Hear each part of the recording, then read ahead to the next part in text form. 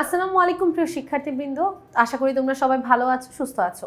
আজকে ক্লাসে আলোচনা করব ইজি ইংলিশ ফার্স্ট পেপার বইয়ের আনসিন প্যাসেজ নাম্বার 76 নিয়ে। আমাদের 76 নম্বর আনসিন প্যাসেজে আমরা দেখতে পাচ্ছি জগদীশ চন্দ্র বসুর যে বায়োগ্রাফি আছে সেটা। আমরা দেখি জগদীশ চন্দ্র বসুর বায়োগ্রাফিতে কি বলা হচ্ছে। Jagadish Chandra Bose was born on 30 November 1858 in Bikrampur, Bengal. বাংলার বিক্রমপুর অঞ্চলে, মানে যেটাকে আমরা মুন্সিগঞ্জ বলি, now in Munshiganj district of Bangladesh, সেই মুন্সিগঞ্জ জেলায় জগদীশ চন্দ্র বসু জন্মগ্রহণ করে 1858 সালের 30 November. He was brought up in a home committed two pure Indian tradition and culture.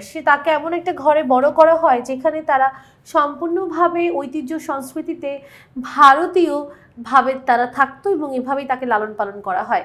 He got his elementary education at a vernacular school because his father thought that Bose should learn his own mother tongue Bengali before studying a foreign language like English. একটি স্থানীয় school থেকে তাকে প্রাথমিক শিক্ষা লাভ করেন, কারণ তার পিতা মনে করতেন যে তাকে আগে বাংলা শেখাতে হবে ভিনদেশি ভাষা যেমন ইংরেজি শেখানোর পূর্বে।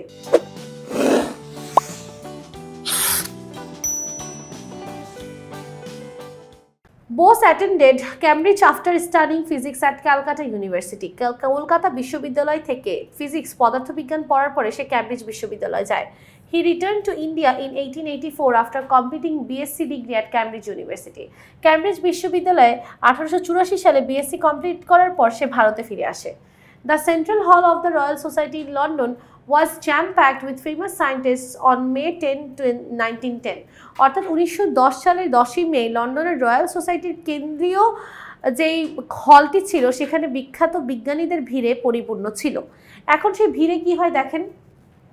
Everybody seemed to be curious to know how Bose's experiment would demonstrate that plants have feelings like the other living beings and humans. কেননা সবাই ওখানে কেন একত্রিত হয়েছিল? কারণ বসু এটা প্রমাণ করতে এসেছিল যে কিভাবে মানুষের মতো জীবিত প্রাণীদের মতো গাছপালারও জীবন আছে। এটা প্রদর্শন করার জন্য অনেক এক্সাইটেডভাবে এসেছিল অনেক দর্শকরা যারা ছিল বিজ্ঞানী, তারা এসেছিল দেখার জন্য এটা কিভাবে বসু প্রমাণ করবে। Bose authored two illustrious books, Response of the Living and Non-Living 1902 and The Nervous Mechanism of Plants 1926. He continued his work until his death in 1937. Bose set up a Bose Institute in Calcutta.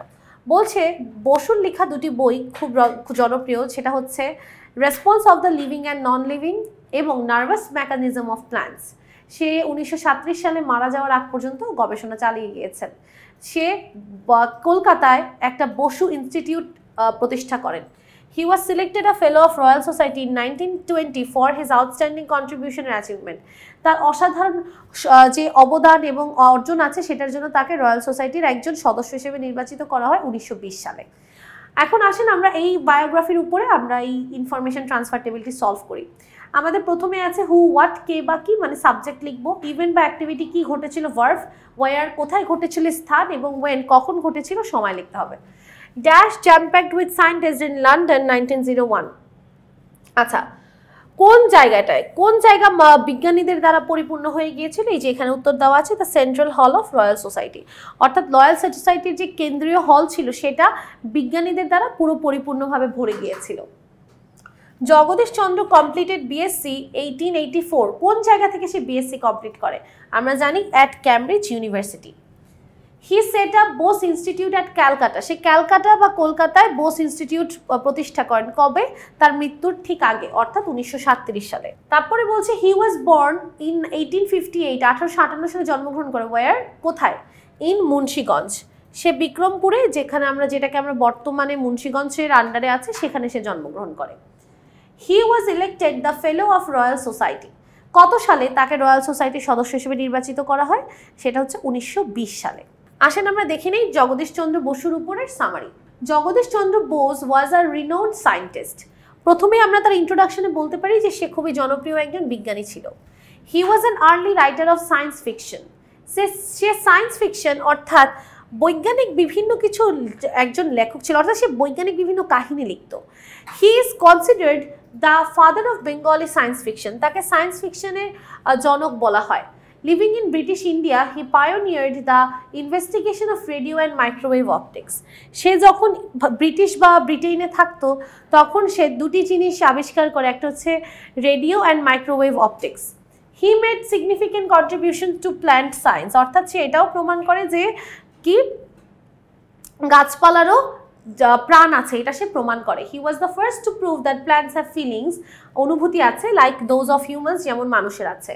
This proof created a sensation all over the world, এবং এটা পুরো পৃথিবীতে sensation তৈরি করে, আলোড়ন সৃষ্টি করে তার এই আবিষ্কার।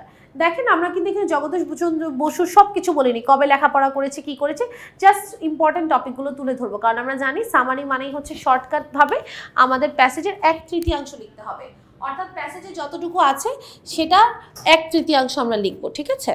আশা করি আপনারা বুঝতে পেরেছেন। সবাই ভালো থাকবেন, সুস্থ থাকবেন। আসসালামু আলাইকুম ওয়া রাহমাতুল্লাহি ওয়া বারাকাতুহু।